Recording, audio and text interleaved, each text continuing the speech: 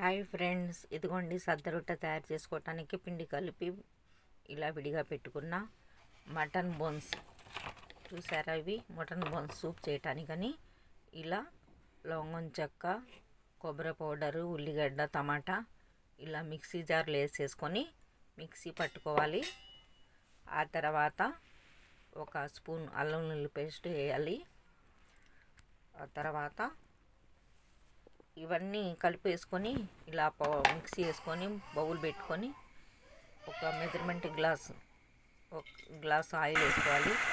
కాగిన తర్వాత మనం పేస్ట్ చేసుకున్నది మొత్తం ఇందులో ఆయిల్ వేసి ఇలా కొద్దిసేపు ఉడకనివ్వాలి. ఆ తర్వాత పసుపు వేసేయాలి. పసుపు వేసిన తర్వాత ఉప్పు రెండు వేసుకొని కలియబెట్టుకొని ఒక స్పూను కారం వేసుకొని కలుపుకోవాలి ఇలాగా. ఆ తర్వాత బోన్స్ మనం ఉడకబెట్టుకున్నది ఇందులో వేసుకొని కలుపుకోవాలి.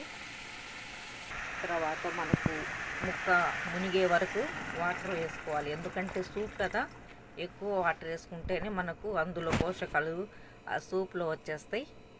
ఇలా చేసుకొని పక్కన పెట్టేసుకొని కొద్ది ధనియాల పౌడర్ ఇలా చల్లుకోవాలి. డ్రై మసాలా, కొత్తిమీర ఇలా పక్కన వేసుకొని పక్కన పెట్టేసుకోవాలి. ఇదిగోండి బోన్స్ సూప్ అయితే రెడీ అయిపోయింది. ఇది పిల్లలకి కాళ్ళకు చాలా స్టామినా ఉంటుంది, కాళ్ళ నొప్పులకు కూడా నివారించుద్ది బోన్స్ సూప్ అంటే. ఇదిగోండి సద్ద రొట్టె చూడండి, టిష్యూ పేపర్ మీద అదుముకొని ఒక చిన్న టీ స్పూన్ ఇలా పిండి మీద వేసుకొని ఫస్ట్ టైం, ఆ తర్వాత మనం చేసుకున్న రొట్టె ఇలా వేసేసుకోవాలి.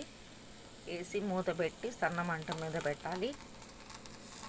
ఆ తర్వాత మనం ఇందులో పాలకూర వేసి చేసుకుంటే, ఏదో మెంతుకూర కానీ పాలకూర ఇలాంటివి కూడా కలుపుకొని చేసుకోవచ్చు. చాలా మెత్తగాను హాట్ బాక్స్లో పెట్టి ఒక గంట తర్వాత మనం తింటే మెత్తగా ఉంటుంది రొట్టె, చాలా టేస్టీగా ఉంటుంది. ఆరోగ్యానికి అన్నిటికీ నివారించేది సద్ద రొట్టెలో ఉన్న పోషకాలు. జొన్న రొట్టె ఇలాంటివన్నీ తింటే మనకు వచ్చే రోగాలు కూడా అంత దూరం పరారైపోతాయి. మనం తినే ఆహారం మీద మన ఆరోగ్యం ఆధారపడి ఉంటుంది. ఇప్పుడు ఎవరు తింటున్నారు ఫ్రెండ్స్? ఈ పిల్లలు ఎంత చెప్పినా తినరు. మనం తెలిసిన వాళ్ళం కొద్దిగా తింటాం, పూర్వకాలం వాళ్ళం. ఇప్పుడు పిల్లలు ఆ బజారు తిండ్లకు అలవాటు పడి ఈ తిండ్లు తినమంటే తినరు. కానీ మన ప్రయత్నం మనం చేయాలి కదా, కొద్దిగా అలవాటు చేసుకుంటారేమో. ఇలా ప్రయత్నం చేయండి.